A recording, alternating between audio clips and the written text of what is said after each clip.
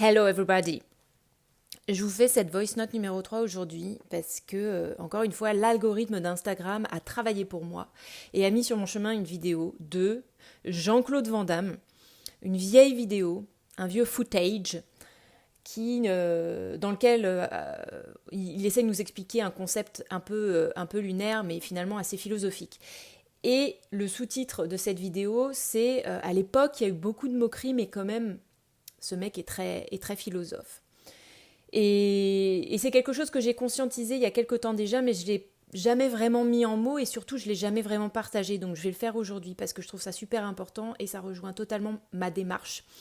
Et le mettre en mots, ça aide également à éclaircir ma démarche et ce que j'essaye de faire au jour d'aujourd'hui. Quand je décide il y a quelques mois de me lancer dans l'aventure podcast et que j'achète ma formation avec Julien de juno.audio que vous pouvez trouver sur Instagram, eh bien, je reçois un message de Julien qui me dit pourquoi tu veux faire cette formation. Et je lui réponds de façon un peu embrouillée. Et c'est encore embrouillé aujourd'hui dans ma cervelle, dans mon cervelet, et on est vraiment en train d'éclaircir la chose. Je lui réponds avec la seule petite minute qu'Instagram m'autorise à enregistrer à la fois sur ses vocaux. Si tu es comme moi, tu connais bien ce désarroi. J'essaye de condenser ma pensée en 59 secondes en lui disant, écoute, moi je reviens d'Angleterre et j'ai ce truc entre le français et l'anglais, ce truc culturel un petit peu hybride, un petit peu mix, et j'ai la chance de pouvoir accéder à des livres, j'ai la chance de pouvoir accéder à des podcasts et des savoirs en anglais et d'en absorber à la tonne parce que je suis bilingue, parce que je suis fluide. Et ces conversations-là qui naissent en moi à l'issue de ces écoutes et de ces lectures, je voudrais les partager avec mes compatriotes francophones qui n'ont pas forcément ma fluidité ou le temps ou l'envie d'écouter ce matos auquel moi j'ai accès. Et comme c'est un matos qui a 15-20 ans d'avance sur ce que nous, on connaît en France et ce sur quoi on essaye de parler et ce qu'on essaye de développer, en tout cas c'est mon avis, et je ne suis pas la seule, on va y venir, j'ai envie de faire le travail de traduction tout de suite maintenant, à mon échelle, avec mes moyens, le diffuser avec... ça fait déjà plus d'une minute ce que je viens de vous expliquer, vous comprenez la difficulté de l'exercice. J'ai envie de le diffuser avec mon média et voilà, j'ai envie de créer à mon échelle mon petit cercle de conversation. Voilà. Et effectivement, je lance quelques semaines plus tard The Wishing Well podcast, sur lequel vous vous trouvez, pour démarrer cette entreprise-là. La plupart des thèmes que je partage avec vous, en tout cas au jour d'aujourd'hui, après je ne sais pas quand est-ce que vous allez écouter cet épisode, ça se trouve il va y avoir une espèce de capsule temporelle, et vous allez vous dire ce n'est plus du tout d'actualité. Mais en tout cas au jour d'aujourd'hui, ce que je vous partage, ça vient toujours d'une source anglo-saxonne ou de quelque chose dont j'ai fait l'expérience en vivant en Angleterre entre 2012 et 2022. Il se trouve que vendredi dernier, alors attendez, parce que si on estime qu'il y a une capsule temporelle, vendredi, on était le combien? Et elle prit son agenda papier et elle tourna la page et son agenda lui dit que vendredi dernier, on était le 14 juin. Vendredi, donc 14 juin 2024, je sors me promener à la plage en écoutant le podcast de Sophie Grenat, qui s'appelle Le brunch du mardi matin, et j'écoute son épisode du mardi 11 juin 2024, qui est intitulé Les 4 meilleurs investissements de ma vie. Et donc moi, si on se remet dans le contexte, je suis en train de batailler, on va pas se mentir, hein. Jusque-là, je vous ai pas fait un épisode hyper perso où je vous explique mes circonstances et le pourquoi du comment. Vous savez vaguement que j'ai déménagé il y a 4 mois dans une nouvelle ville, que je connaissais parce que j'y passais toutes mes vacances quand j'étais petite et c'est là qu'habite ma mère, mais j'ai traversé la France pour déménager avec ma fille dans cet endroit en plein mois de février. Je me lance dans une aventure maman solo, enfin, mes circonstances ont bougé et donc je repense aussi ma façon de travailler pour plein de raisons. Et je repense le pourquoi du comment, quelles sont mes compétences, qu'est-ce que je vais en faire, pourquoi, est-ce que ça va servir les autres, est-ce que ça va me servir, est-ce que ça va servir notre développement à tous, et voilà. Je suis encore en plein dedans. Et j'essaye d'articuler quelque chose autour d'eux, je voudrais transmettre l'anglais, mais pas comme on le fait là, pas en prof d'école, ça m'intéresse pas, Presque les formats la semaine m'intéressent pas non plus. Il y a quelque chose de l'ordre, j'ai envie de passer par là, mais en même temps je veux pas le faire comme c'est fait de façon traditionnelle, on va dire. Donc il y a beaucoup de choses qui se bousculent dans mon cerveau en ce moment par rapport à ça, au point que parfois je doute que l'anglais soit ma voie. Je doute de ma légitimité de ma capacité voilà. On va pas plonger là-dedans, mais en tout cas, ça secoue le cocotier fort, et ça fait plusieurs mois que ça dure. Et donc, j'écoute ce podcast, le brush du mardi matin, et cet épisode vient de sortir, et Sophie nous dit dedans le premier investissement de sa vie, c'est l'anglais. Alors, elle nous précise bien qu'ils ne sont pas classés dans un ordre hiérarchique, hein. Il y en a 4, mais c'est pas parce que l'anglais sort en premier que c'est le plus important. Et elle nous explique que déjà, ça lui a ouvert les portes du monde entier. Que quand tu parles anglais, tu peux communiquer avec tout le monde. Et elle explique aussi, elle met ça en parallèle de ça, que non seulement c'est ton ticket pour la liberté, mais qu'en plus, dans le monde anglo-saxon, ils ont 10-15 ans d'avance sur nous en termes de développement personnel. Et ça, j'y crois. Et 10-15 ans, on n'a pas fait de statistiques, hein, peut-être 20-25, peut-être 30 ans, j'en sais rien, mais... je les trouve très très en avance, et je trouve ça très très important de diffuser le message maintenant pour les visionnaires français francophones qui sont peut-être limités dans leur anglophone, pour que ils trouvent le courage de continuer à faire ce qu'ils font, parce que c'est difficile quand tu tiens la torche et que tu es devant la procession de repousser les ténèbres. Et moi j'ai envie de leur dire, mais les mecs, les meufs, vous êtes sur la bonne voie, quoi. Faut juste continuer. Y a des gars devant, dans une autre culture, dans un autre pays, qui l'ont fait à leur échelle pour leur peuple, en fait. On dirait une prophète. Je m'écoute et on dirait un peu Moïse. Donc juste continuez, c'est ok, quoi. Le chemin n'est pas tracé là où vous êtes les visionnaires, vous êtes ceux qui vont le faire apparaître, mais sachez que ça se fait aussi ailleurs, vous n'êtes pas seul dans votre démarche, quoi. Et donc je tombe sur la vidéo de Jean-Claude Van Damme, et je m'étais fait la remarque il y a quelques années déjà.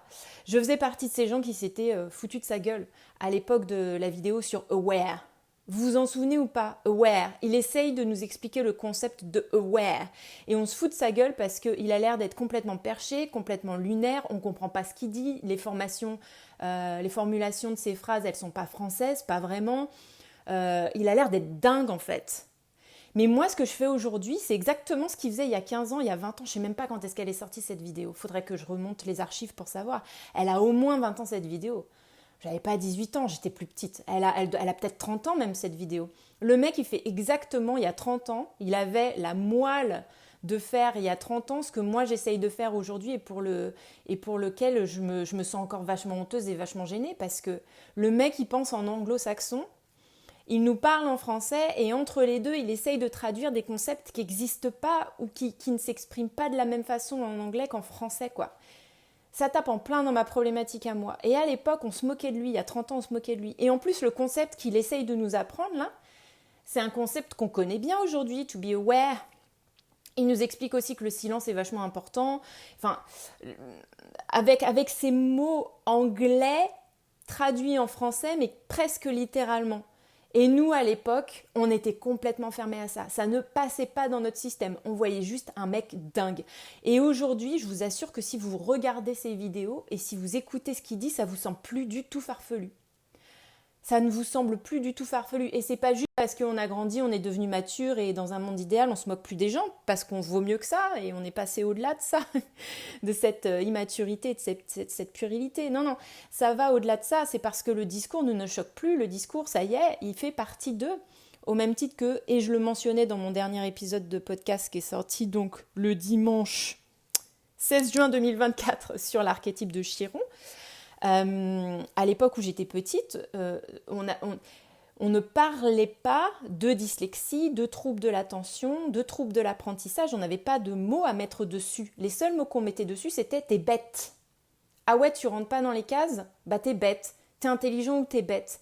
Maintenant, on est sorti d'un système complètement binaire, et on a mis plein d'étiquettes de compréhension sur des troubles qui par ailleurs sont beaucoup mieux considérés, beaucoup mieux compris, beaucoup mieux gérés, et ça crée de l'intégration pour les gens qui en souffrent aussi, les enfants en premier lieu, mais aussi les adultes, et on est devenu beaucoup plus tolérants autour de ça, parce que ça nous a ouvert tout un spectre de compréhension au-delà du bien et du mal, du blanc et du noir, de la capacité et de l'incapacité, quoi. Ça a aussi permis à ces gens-là, à nous autres qui souffrons de ces troubles, de se sentir légitimes dans l'expérience que l'on faisait de la vie. Parce que quand tu es dans un système où tu as l'impression que tu ne comprends pas les règles et tu te donnes à fond parce que tu veux être intégré, parce que tu veux faire partie du groupe et qu'en fait ça ne fonctionne pas, comme si tu avais une case en moins, comme si tu avais des logiciels en moins en toi, comme si tu avais des tiroirs en moins, tu te dis quoi? Tu te dis que tu es juste cassé et que c'est mort, c'est foutu pour la vie, quoi. Waouh, quelle belle façon de vivre et quel beau concept à introduire dans la tête de nos enfants. Heureusement qu'on en est sorti, quoi.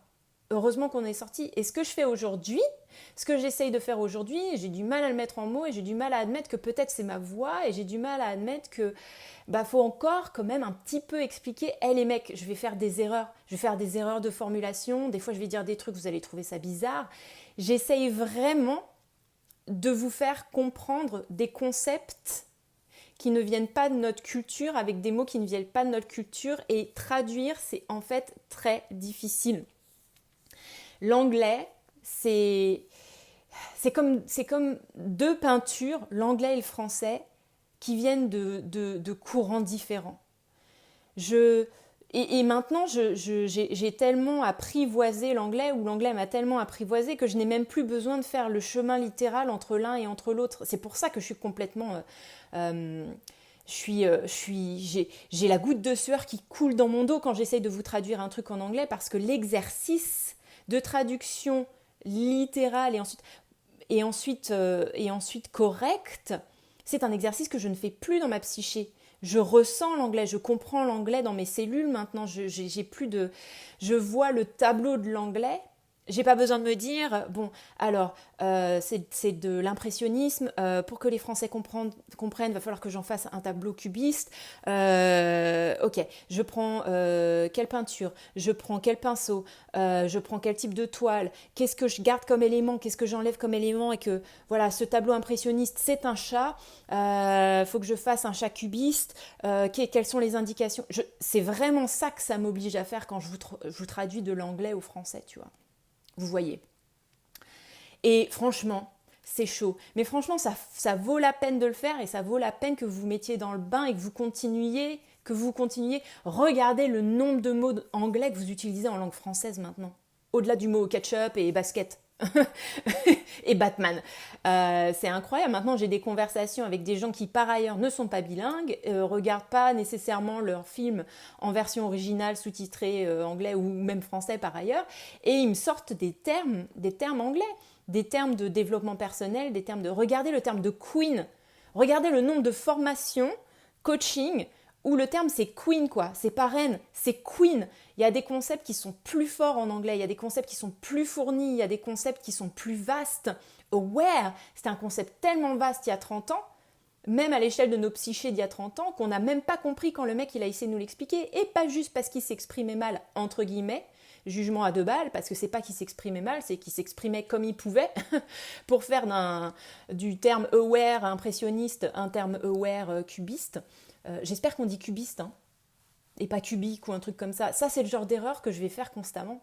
Mais je peux pas m'arrêter là-dessus, vous comprenez? Je peux pas m'arrêter là-dessus, sinon je vous transmets rien. Et puis j'ai honte, et puis je culpabilise, et puis j'arrête, et puis on peut pas s'en sortir. Le nombre d'erreurs de français, de traduction que je vous fais dans mes stories sur Instagram, ou même dans mes épisodes de podcast, et ça c'est pire parce que ça reste... À chaque épisode, une fois que j'ai publié le truc, je me mets la tête entre les mains en me disant oh, « J'ai encore fait une erreur de formulation !» ou une erreur de traduction, je suis pas carrée, mais c'est normal, je peux pas être carrée. Je viens d'un langage ovale et j'essaie de vous traduire ça en triangle. Je peux pas être carrée, c'est du bricoli-bricolette avec toute la force de mon cœur et de mon envie, quoi. Et toutes les peurs qui vont avec et toutes les erreurs qui vont avec. Et il faut juste être bienveillant par rapport à ça, prendre ce qui résonne et laisser de côté la forme. Je sais qu'il y a des gens, plus je vais me lancer là-dedans, si je continue sur cette voie en mode allez, je vous apprends l'anglais, je vous transfère l'anglais, plus je vais avoir de gens qui vont venir gratter le fait ouais mais meuf tu fais des erreurs quoi, meuf t'as pas les compétences, regarde t'es prof et tu nous apprends des bêtises, et ou t'es Tu veux nous donner des compétences et en même temps tu nous donnes des compétences qui vont nous desservir parce que elles sont fausses, ou j'exagère, hein, mais bah, va falloir admettre que ben, c'est comme ça, au même titre qu'il y a 30 ans, on se foutait de Jean-Claude Van Damme et qu'il y allait quand même. Quand tu regardes les vidéos, alors après, je sais pas, faudrait aller lui demander, hein, mais quand tu regardes les vidéos, le mec, il y va, quoi. Le mec, il n'a pas une once de doute que ce qu'il dit, c'est valide, c'est valable, c'est nécessaire, pas une once. Tu vois qu'en plus, il canalise quand il parle, c'est incroyable, quoi. Et il y a 30 ans, le mec, on pensait que c'était un bouffon. Voilà. Donc, c'est aussi un petit discours de coaching que je suis en train de me faire, tu vois, en mode meuf. Peut-être il y a des gens qui vont penser que t'es une bouffonne, mais t'es sur la bonne voie. Et il y a des gens qui le savent aussi. Et c'est pas forcément les plus loud, c'est pas forcément les plus vocaux, quoi. C'est peut-être les petits gars qui t'écoutent, effectivement, et les petites meufs qui t'écoutent à 3 heures du matin et qui adorent ton contenu parce que ça leur parle, mais ils vont pas nécessairement t'envoyer un message pour te dire « Hé meuf !» Et même s'ils le faisaient, ça compenserait pas nécessairement en termes de ressenti le mal que ça peut faire d'avoir un commentaire négatif qui te dit ouais mais meuf quand même t'es un peu à côté de la plaque quoi, t'es pas carré, t'es pas rigide, t'es pas... Eh ben, breaking news, non. Je suis pas carré, je suis pas rigide et je vais quand même continuer à faire ce podcast en bon élève de Jean-Claude Van Damme vibe, tu vois. Juste, j'y vais. Et je veux t'encourager à faire ça aussi. Sois le petit Jean-Claude Van Damme de ton village. Juste, tu kiffes l'anglais, tu sens le potentiel, tu sens que ça va changer ta vie, tu sens que ça va t'ouvrir toutes ces portes pour plein de raisons on évoque tout au long de mes podcasts également. Ben juste, sois aie la moelle d'être le petit Jean-Claude Van Damme de ta vie, de ton village, de ta ville, de ton quartier, de ton travail, de ton activité, de ton loisir, de ta communauté, je sais pas quoi. Tant pis si ça fait marrer. Dans 20 ans, même dans 10 ans, ça fera beaucoup moins marrer déjà, puis tu seras déjà plus là où tu es aujourd'hui. Tu te seras extrait, tu auras créé une vie qui te ressemble, parce que tu te seras dit, je vais conquérir le monde avec l'anglais, quoi. Simple, clair, efficace. Je vous love. À bientôt.